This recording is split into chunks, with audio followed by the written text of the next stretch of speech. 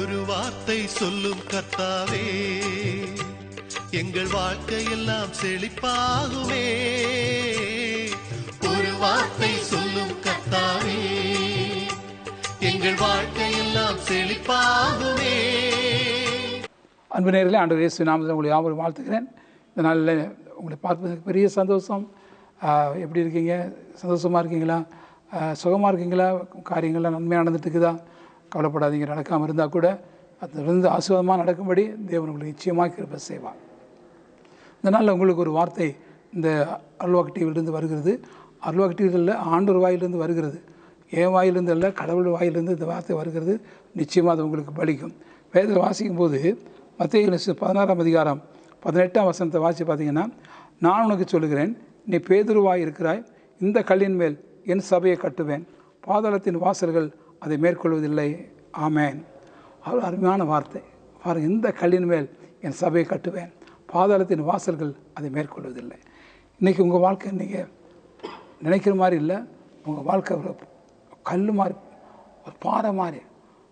அது மேலே ஆண்டவர் சொன்னார், நீ பேதுருவாக இருக்கிறாய், உண்மையிலே என் சபையை கட்டுவேன். உங்களை சாதாரணமாக ஆண்டவர் நினைக்கல, உங்களை ஆசீர்வாதமாக நினைக்கிறார், உங்களை மேன்மையாக நினைக்கிறார். நீங்கள் இதுவரையில் எந்த பிரயோஜனம் இல்லாமல் இருந்திருக்கலாம், ஆனால் உங்களை கொண்டு தான் தேவன் பெரிய காரியம் செய்கிறார். பேதுரு பார்த்திங்கன்னா, அவர் ஒரு நாணல் மாதிரி இருக்கிறார். சீமோன் நாணல் வளைகிறது மாதிரி. ஆனால் அந்த பேதுருவை, அந்த சீமோனை ஆண்டு பேதுருவாக மாற்றுறார். அப்படின்னா ஒரு கல், பாறாங்கல். பேதுருனா கல் மாதிரி. அவர் மேலே சபையை கட்டுவேங்கிறார். உங்கள் மேலே அந்த ஊழியத்தை கட்டி எழுப்புவார். நீங்கள் ஒரு வேளை ஊழியக்காரனுக்கு உதவியாக இருக்கலாம், அல்ல ஊழியமே செய்யலாம், அல்ல ஊழியக்கார மகனாக இருக்கலாம், ஊழியக்கார மனைவியாக இருக்கலாம், ஊழியக்காரனுக்கு அப்பாவாக இருக்கலாம், அம்மாவாக இருக்கலாம். ஆனால் உங்களை ஆண்டவர் ஒரு பேதுருவாக நினைக்கிறார். உங்கள் மேல் சபையை கட்டுவேன் அப்படிங்கிறார். கவலைப்படாதீங்க. இதுவரை நீங்கள் உங்களை கொண்டு எந்த ஒரு காரியம், நல்லது காரியம் நடக்காமல் இருந்திருக்கலாம். ஆனால் இனிமேல் நல்லது நடக்கும். உங்களை கொண்டு நன்மையான காரியத்தை இயேசப்பா செய்வார்.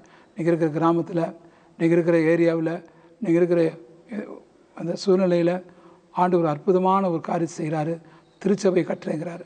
பேதுரு மேலே சபை கட்டுறேன் அப்படின்னு சொன்னது எவ்வளோ பெரிய வார்த்தை. எனக்கு அருமையான கர்த்தருடைய பிள்ளைகளை, கவலைப்படாதீங்க. இன்றைக்கி உங்கள் மேலே ஆண்டவர் வச்ச நோக்கம், உங்கள் மேலே ஆண்டவர் வச்ச விருப்பம், உங்கள் மேலே வச்ச ஆண்டவர் திட்டம் அது நிச்சயமாக நிறைவேறும். பேதுருக்கு தெரியவே தெரியாது நம்ம இப்படிப்பட்ட ஒரு பெரிய காரியத்துக்கு ஆசிரமாக இருப்போமா அப்படின்னு அவருக்கு தெரியாது. அவர் மீன் பிடிக்கிற செம்படவன். ஆனால் ஆண்டவர் அந்த மீன் பிடிக்கிற மகனையும் அவர் பேதுருவாக மாற்றி அவர் மேலே சபையை கட்டுறார். இன்றைக்கி உங்களை கொண்டு சாதன கிளர்க்காக இருக்கலாம், வாத்தியாராக இருக்கலாம், அவர் டீச்சராக இருக்கலாம், ஒரு டாக்டராக இருக்கலாம், நர்ஸாக இருக்கலாம். ஆனால் உங்களை கொண்டு ஒரு சபையை ஆரம்பிப்பார், உங்களை கொண்டு ஒரு ஊழியத்தை ஆரம்பிப்பார், உங்களை கொண்டு ஒரு நன்மையான காரியத்தை, தேவராஜ்யத்துக்கான காரியத்தை இயேசப்பா செய்வாங்க. கவலைப்படாதீங்க. இந்த வரையிலும் நீங்கள் எத்தனையோ காரியங்களில் பிரயாசப்பட்டு தோல்வி அடைஞ்சிருப்பீங்க. ஆனால் நீ தோல்வி அடைய மாட்டீங்க. ஆண்டவர் நிச்சயமாக ஜெயம் எடுப்பார். அவர் சொல்கிறார், பாதாளத்தின் வாசல்கள் அதை மேற்கொள்வதில்லை. எந்த சாத்தானுடைய காரியமும் உங்களை மேற்கொள்ளாது. நீங்கள் எல்லாத்தையும் மேற்கொண்டுருவீங்க. கர்த்தர் நிச்சயம் உங்களை ஆசீர்வதிப்பார். செபிக்கலாமா? நல்ல ஆண்டவரே, இந்த அருமையான செய்தி கேட்குற மகன் ஆண்டவரே ஒரு விசுவாசியாக இருக்கலாம், அல்ல ஒரு மூப்பராக இருக்கலாம், அவர் ஊழியக்காராக இருக்கலாம். ஆனால் அவர்களை கொண்டு தேவன் ஒரு சபையை கட்டுவேன் என்று வாக்கு பண்ணியிருக்கீங்கப்பா. எவ்வளோ பெரிய சந்தோஷமான காரிய ராஜா. தேவனே, அவர்கள் மூலமாக ஒரு திருச்சபை எழும்பட்டு சாமி கிராமத்தில், அவங்க ஊரில் ஆண்டவரே, அவங்க பட்டணத்தில், அவங்க வேலை செய்கிற இடத்துல ஒரு சபை, ஒரு ஊழியம் எழும்பட்டும். அவர்கள் ஆசீர்வாதமாக இருக்கணும் ஐயா. அவர்கள் மூலமாக உங்களுடைய நாம் மயப்படணும் ஐயா. உங்களுடைய ராஜ்யம் கட்டப்படணும் சாமி. பெரிய காரியங்களை செய்யும். இயேசுவின் நாமத்தினால் ஜெபிக்க நல்ல பிதாவே. ஆமேன், ஆமேன். அன்பு நேயர்களே, உங்களை கொண்டு தேவன் பெரிய காரியங்களை செய்வார். நீ சந்தோஷப்பட்டு களி கூறுங்கள். மீண்டும் நாம் நாளைக்கு சந்திக்கலாம். ஆமேன்.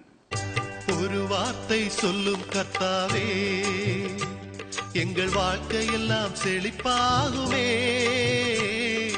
ஒரு வார்த்தை சொல்லும் கர்த்தாவே, எங்கள் வாழ்க்கையெல்லாம் செழிப்பாகுமே.